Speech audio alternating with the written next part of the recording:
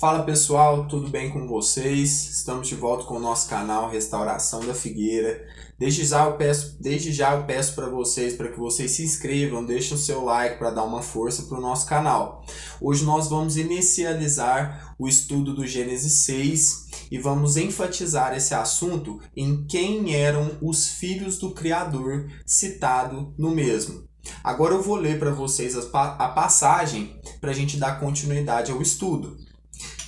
No capítulo 6, de versos 1 ao 4 do livro de Gênesis, diz o seguinte: Como se foram multiplicando os homens na terra, e lhes nasceram filhas, vendo os filhos do Criador que as filhas dos homens eram formosas, tomaram para si mulheres, as que entre todas mais lhe agradaram.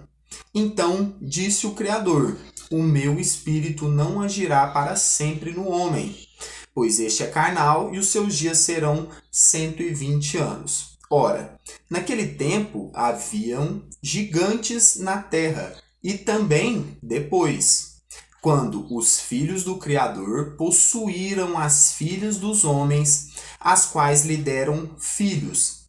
Estes foram valentes, varões de renome na antiguidade.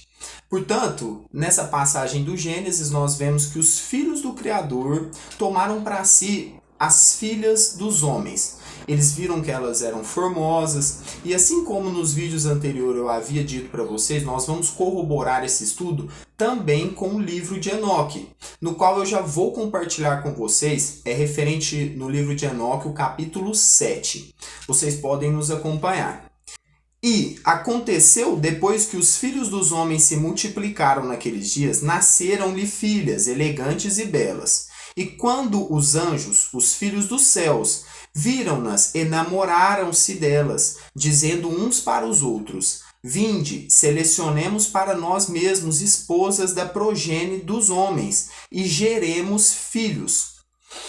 Seu líder, Samiasa, disse-lhes: Eu temo que talvez possais indispor-vos na realização deste empreendimento, e que só eu sofrerei por tão grave crime. Mas eles responderam-lhe e disseram: Nós todos juramos, e amarraram-se por mútuos juramentos, que nós não mudaremos nossa intenção, mas executamos nosso empreendimento projetado.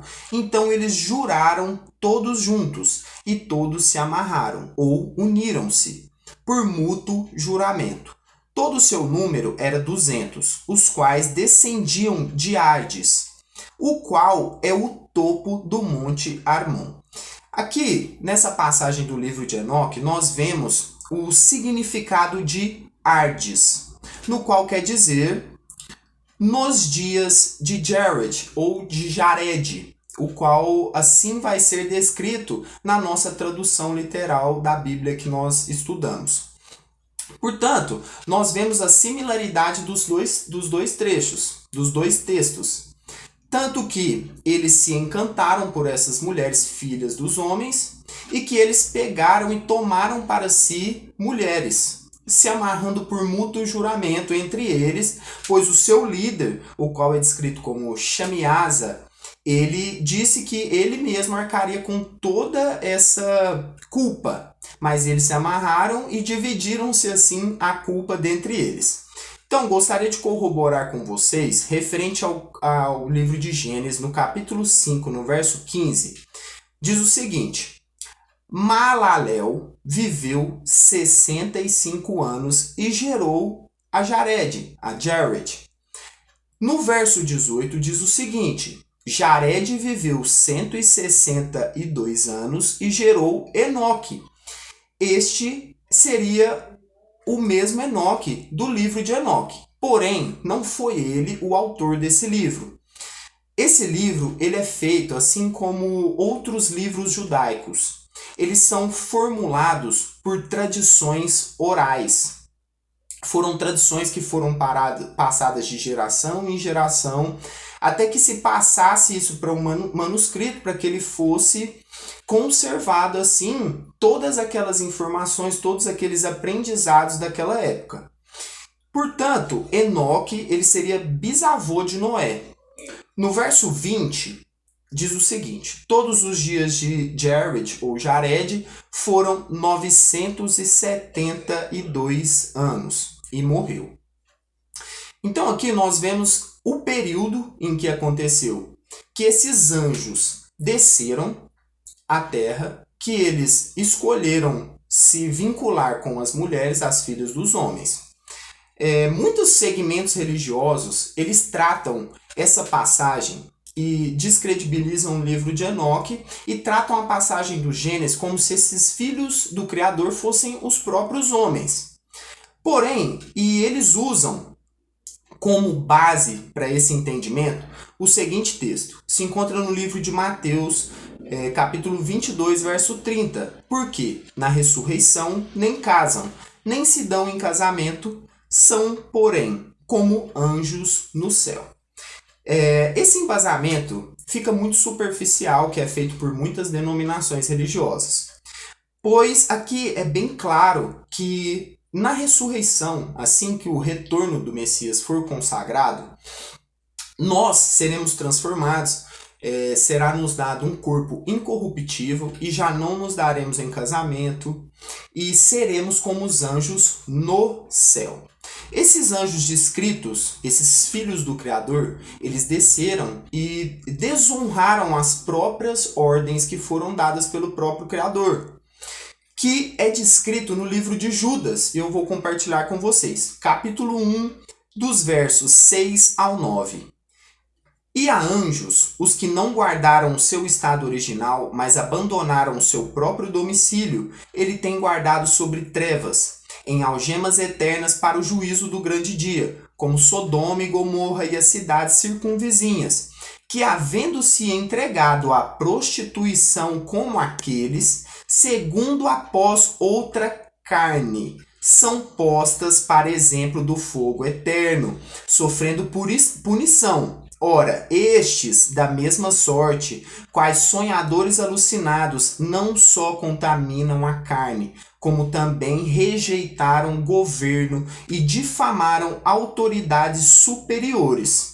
Contudo, o arcanjo Miguel, quando contendia com o diabo e disputava a respeito do corpo de Moisés, não se atreveu a proferir juízo inflamatório contra ele. Pelo contrário, disse: o Criador te repreenda. O que nós podemos ver nessa passagem? Essa passagem já nos elucida de que esses anjos, eles abandonaram o seu aspecto original, celeste. É muito claro, eles abandonaram o seu próprio domicílio, o seu estado original. Foi uma escolha deles, no qual nós vemos que é dado como exemplo o próprio arcanjo Miguel, que mesmo com a autoridade que ele possui como arcanjo, ele não usou da sua própria autoridade para repreender o inimigo. Ele usou a autoridade que foi concedida por ele pelo próprio Criador e disse: o Criador te repreenda, não por interesses próprios ou vontade própria, sempre colocando o Criador acima, respeitando o aspecto do governo e autoridade superior, que é a do Pai e Cristo. Então nós vemos nessa passagem o quanto corrobora com essa situação. Que realmente esses filhos do Criador são denominados os anjos caídos. Nós vemos que eles geram a sua prole, que nós vamos abordar nos próximos vídeos, que é referente aos gigantes, referente aos Néfilins, que contaminaram também o mundo e possuíram muitos pecados, que nós vamos abordar futuramente.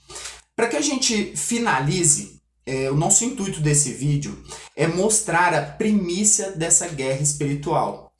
Quem burlou essa autoridade primordialmente, não só com o engano da serpente com a humanidade, fazendo com que a humanidade caísse em pecaminosidade, mas também eles mesmos por abandonarem os seus aspectos celestes, se apaixonarem fisicamente pelas mulheres, corrompendo a autoridade que foi dada a cada um deles. No próprio livro de Enoque, nós vemos que eles são chamados os vigilantes e podemos futuramente aprofundar nesse estudo.